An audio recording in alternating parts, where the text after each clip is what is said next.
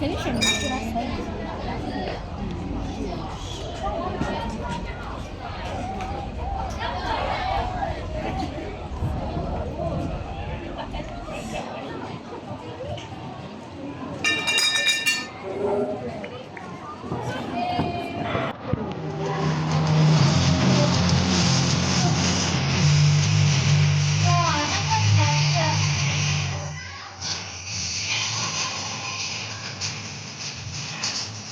Untuk merupakan keputusan rasmi bagi acara Raja Melengkeng yang ke-18. Pertama, Tan Shinza dan Chonghua dengan jarak 41.83 meter. Tempat kedua, Liu Junlam dari Kepong Baru dengan jarak 34.65 meter.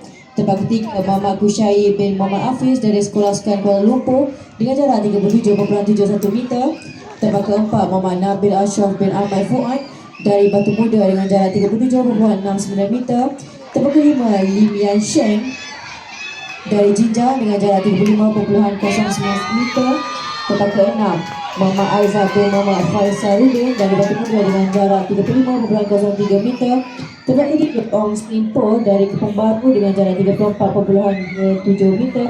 Dan tempat ke-8, Muhammad Azfar Al-Rayyan bin Wan Razi dari MBS Sentul dengan jarak 32